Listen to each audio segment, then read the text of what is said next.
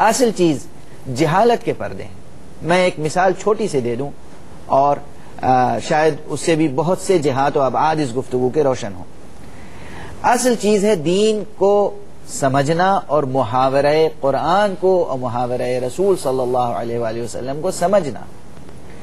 مثلا ہم سے بہت سے مقامات پر غلطی ہوئی تفہیم میں، سمجھنے میں، ترجمے میں، ترجمانی میں اور اس کے نفاذ میں. بہت مشہور حکایت ہے کہ پیغمبر صلی اللہ علیہ وآلہ وسلم تشریف فرما تھے، کچھ اصحاب بیٹھے ہوئے تھے، تشریف فرما تھے، اور ایک شخص آیا اور اس نے کچھ ایسی بات کہی جو ناگوار تھی. حضور صلی اللہ علیہ وسلم نے فرمایا اقطعوا لسانہ. اقطعوا لسانہ کا سیدھا سادہ سا ترجمہ ہوگا اس کی زبان کاٹ دو. کوئی وہاں سے اٹھا اور اس نے جا کر خنجر اٹھا کر چاہا کہ اس کی زبان کاٹ دے. وہاں پر امیر المؤمنین حضرت علی بن ابی طالب علیہ السلام تشریف لائے اور انہوں نے کہا کہ زبان نہ کاٹو، مجھے بات کرنے دو. انہوں نے اس سے گفتگو کی، اس کی حاجت دریافت کی، اس کی حاجت پوری کر دی. وہ خوشی خوشی چلا گیا. دوسرے صحابی نے پیغمبر سے کہا آپ نے کہا تھا کہ زبان کاٹ دو. انہوں نے تو اس کو مالا مال کر دیا. حضور مسکرائے، کہا میری مراد یہی تھی.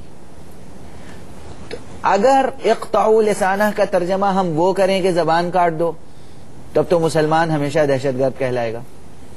اور اگر ہم اقطعوا لسانہ کا ترجمہ سمجھ لیں صحیح کہ مراد پیغمبر صلی اللہ علیہ وآلہ وسلم کیا ہے، تو پھر ہمارا رویہ انسانیت کے ساتھ اور مسائل کو حل کرنے کے ساتھ وہ دل سوزی اور نرمی اور رحمت والا رویہ ہوگا کہ جو آپ کا خاصہ تھا. اور حضور صلی اللہ علیہ وسلم کو قرآن مجید نے کہا ہے کہ وَمَا أَرْسَلْنَاكَ إِلَّا رَحْمَةً لِلْعَالَمِينَ.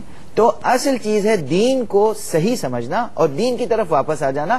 اور اگر یہ نیت پیدا ہو جائے کہ ہمیں دین کی طرف واپس آنا ہے اور ہم صرف اپنے ناقص علم کو حرف آخر نہ سمجھ لیں، نرمی کا رویہ کہاں پیدا ہوگا، شدت کہاں پیدا ہوتی ہے. دیکھیں ایمان اور علم، اس کی مثال نور سے دی جاتی ہے.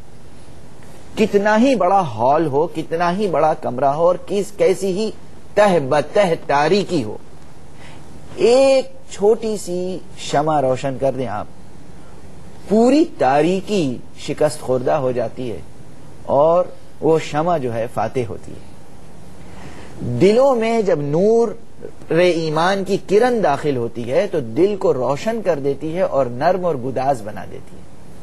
ہم دیکھتے ہیں لوگ دین کی باتیں کرتے ہیں اور کرخت لہجے میں دین کی باتیں کرتے ہیں اور دوسرے ابنائے دین سے، دوسرے فرزندان توحید سے وہ نفرت کرتے ہیں، دوسروں کو صرف شبہات کی بنا پر کافر قرار دیتے ہیں، مشرک قرار دیتے ہیں.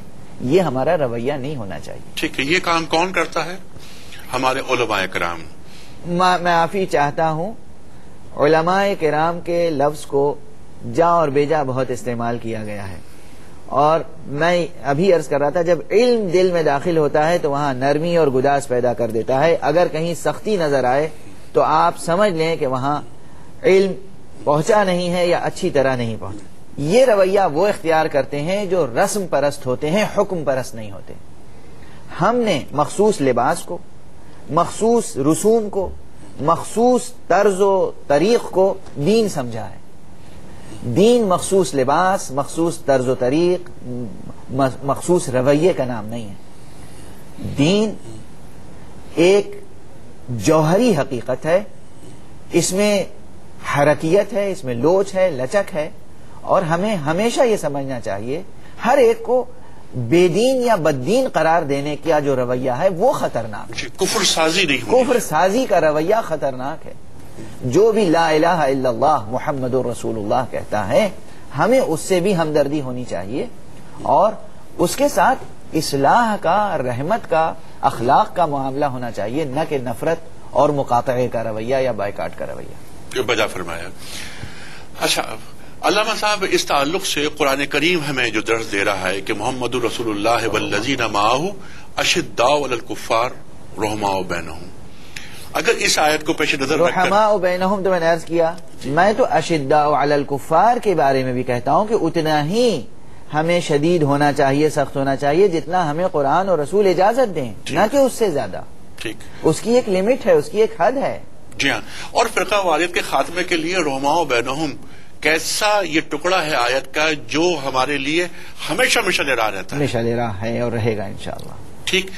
آخری سوال علامہ صاحب آپ کی خدمت میں، یہ فرمائیے کہ مسلمان حکمران اور مسلمان عوام کے درمیان یہ بوجھ کیوں ہے؟ بوجھ اس لیے ہے کہ حکمراں کی نیت صرف حکمرانی ہے، عوام کی خدمت نہیں. اگر حکمراں کی نیت عوام کی خدمت ہو تو بہت مٹ جائے گا. نیتیں لاکھ پردے میں رہیں خوب آشکارا ہو جاتی ہیں. یہ نظام فطرت ہے، ٹھیک، یہ نظام قدرت ہے. ٹھیک ہے. اچھا، مسلم دنیا کی اکثریت دیکھا یہ گیا ہے کہ بہت زیادہ پرو مغرب ہے، تو کیا موجودہ حالت و واقعات کے تناظر میں مسلمان حکمرانوں کو یا مسلمان امت کو مغرب زدہ ہونا چاہیے؟ مسلمان ہوتے ہوئے نہ مغرب زدہ ہونا چاہیے نہ مشرق زدہ ہونا چاہیے، مسلمان ہونا چاہیے. ہمیں مغرب زدگی کی ضرورت کیا ہے؟ مغرب زدگی جو ہے یا کچھ زدگی بھی یہ کوئی مثبت تصور نہیں دیتی ہے. مسلمان اگر مسلمان ہے تو اسے کسی مانگے کے اجالے کی ضرورت نہیں ہے، نہ مغرب کی نہ مشرق. علامہ صاحب، محسوس یہ ہوتا ہے کہ عالم اسلام میں کی اکثریت نے مغرب کی بیعت کر لی ہے، بعض جگہ ان کی بقا بھی اسی میں مضمر ہے. اس رویے کو آپ کس نگاہ سے دیکھتے ہیں؟ ظاہر سی بات ہے کہ یہ رویہ باطل ہے. ہم کسی بھی طاغوتی طاقت کے ہاتھ پر بیعت نہیں کر سکتے. ہم تو امام حسین علیہ الصلاۃ والسلام کو مشعل راہ سمجھتے ہیں. انسان اور مسلمان اس وقت تک سرفراز رہے گا جب تک کہ توحید کے راستے پر حسین کی قیادت میں چلے گا. اگر حسین علیہ السلام کی قیادت میں توحید کے راستے پر نہ چلا تو توحید کا دامن بھی اس کے ہاتھ سے چھوٹ جائے گا. ہم کسی بھی طاغوتی طاقت پر بیعت کو محکوم کرتے ہیں، باطل سمجھتے ہیں، اور اسی چیز کو مسلمانوں کے معاشرے کے اور ان کے حکمرانوں کے زوال کا راز سمجھتے ہیں. غریب صاحب، آپ کا بہت شکریہ. بہت شکریہ. محترم خواتین و حضرات، آپ نے گفتگو سنی. آپ نے پوری گفتگو میں جو بات محسوس کی ہوگی وہ یہ کہ مسلمان دنیا میں حاکم ہونے کے لیے آیا ہے، محکوم ہونے کے لیے نہیں. وہ پیدائشی طور پر آزاد ہے. خواتین و حضرات، غربی صاحب نے یہ فرمایا کہ ہم اپنا رشتہ قرآن کریم سے اور رسول کریم صلی اللہ علیہ وآلہ وسلم سے جوڑ لیں تو آنے والا کل ہمارا ہے. غربی صاحب نے یہ بھی فرمایا کہ ہمارے پاس عہد کے مسائل کا حل موجود ہے، لیکن اس کے نفاذ کی صورت ابھی نہیں آئی. ہم اس دن کے منتظر ہیں کہ جب دنیا کے تمام مسائل کا حل عملی شکل میں عالم اسلام پیش کرے. خواتین و حضرات، میں دل کی تمام تر گہرائیوں کے ساتھ ادا کرتا ہوں شکریہ آیت اللہ عقل غربی صاحب کا. اپنے میزبان انیق احمد کو اجازت دیجیے. خدا حافظ.